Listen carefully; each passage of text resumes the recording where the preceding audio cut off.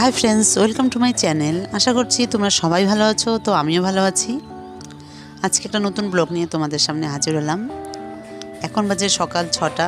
তো আমি খুব সকাল সকাল উঠে ছাদে চলে এসেছি, কারণ ছাদে কিছু কাজ আছে, তো সেটা তোমাদের সঙ্গে শেয়ার করছি। তো তোমরা ভিডিওটা আমার অবশ্যই সাবস্ক্রাইব করে দেবে আর কমেন্ট করতে ভুলবে না। তো যাই হোক, সকালে উঠে এসে দেখি ছাদে একটা কাজ করেছে আমার হাজব্যান্ড। সেটা হলো এই যে নিচে যে বীজগুলো দিয়েছি, এগুলো চারা হয়েছে, বড় বড় হচ্ছে। তো এগুলো বড় হলে এগুলোর মাচা লাগবে। তো আমার হাজব্যান্ড উপরে একটু মাচার মতো করে দিল।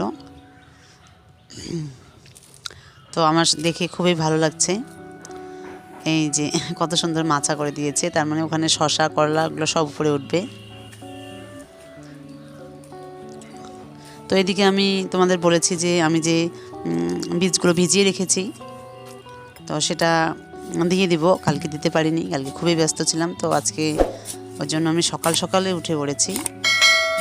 তো এই টবটাতে আমি পুঁই শাকের বীজ দিয়েছি, কিন্তু একদমই হয়নি। তো জানি না কেন হয়নি। আর ওটা আমার আগের একটা পুঁই শাকের গাছ ছিল, তো সেটাতে দিয়েছি, সেই বীজগুলো দিয়েছি। তো আমি এখন ভাবছি যেটাতে হবে না। তো আমি যে কালকে বীজগুলো ভিজিয়ে রেখেছি, তো কিছু এখানে দেই। আর আমি বাজার থেকে পুঁই শাকের বীজ এনে তারপর দেব। যাই হোক, এটা আমি খুঁড়ে টুড়ে এখন একটু পানি দেব।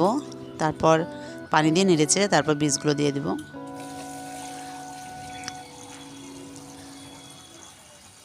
তো অনেক সকাল, তো ভালোই লাগছে। আর ছাদে তো সকালেই কাজ করা ভালো লাগে। তারপর আর 10টার পর একদম ভালো লাগে না, তখন প্রচণ্ড রোদ ওঠে। আর ছাদে একদম কাজ করা যায় না, থাকাই যায় না ছাদে, এত রোদ ওঠে। তো যাই হোক, আমি এখানে টবগুলোতে বীজ দিয়ে দিব। আর ছাদটায় অনেক নোংরা হয়েছে, যেহেতু আমার হাজব্যান্ড সকালবেলা উঠে মাচা দিল। তো ছাদটা পুরো নোংরা হয়ে গেছে। তো ওটা আমি আজকে বিকালবেলা পরিষ্কার করব। আর দুপুরবেলা আমি সত্যি একটুও কাজ করতে পারি না রোদের জন্য। তো বিকালবেলা আমি করব, আর সেটা তোমাদের সঙ্গে শেয়ার করব যে আমি ছাদ কীভাবে পরিষ্কার করি। তো এদিকে আমি বীজ দেওয়ার জন্য আগে একটু ওই টবের মাটিগুলো একটু আলগা করে দিচ্ছি। আর তোমাদের কাছে একটাই রিকোয়েস্ট, যারা আমার ভিডিওটা প্রথম দেখো তারা অবশ্যই সাবস্ক্রাইব করবে। আর যারা অলরেডি সাবস্ক্রাইব করে দিয়েছো তাদের অসংখ্য ভালোবাসা।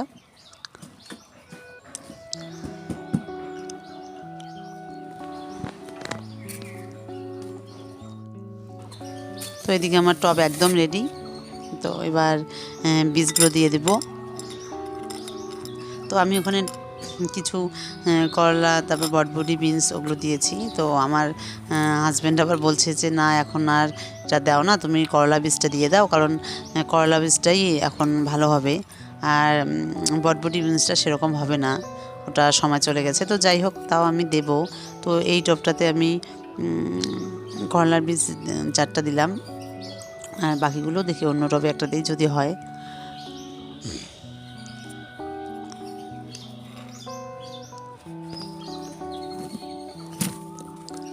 তো এই যে আমার ফাইনালি দেওয়া হয়ে গেছে। তো আমি আর পানি দেবো না, কারণ তার আগেই আমি পানি দিয়ে দিয়েছি অলরেডি।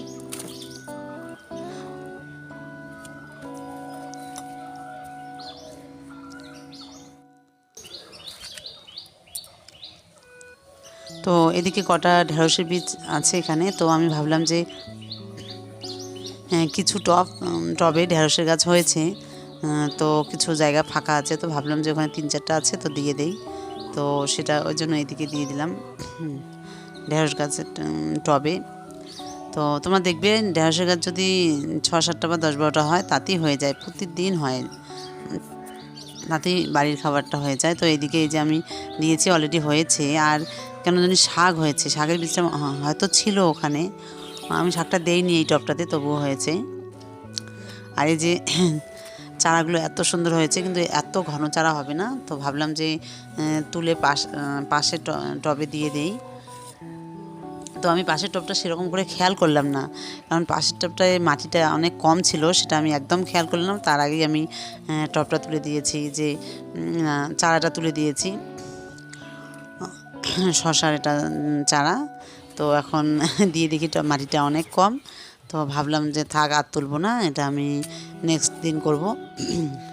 তো নেক্সট দিন আমি এই টবের যে চারাগুলো আছে এগুলো সব আলাদা আলাদা টবে দিয়ে দিব, নাহলে একটা টবে এতগুলো হবে না। তো এই যে দিয়ে দিয়েছি, তো মাটি কম, তো তাও আমি দিয়ে দিলাম, যেহেতু তুলেছি ওটা। তো এখানে আবার এই টবটাতে মাটি দিতে হবে, আর এদিকে একটু পানি দিয়ে দিলাম।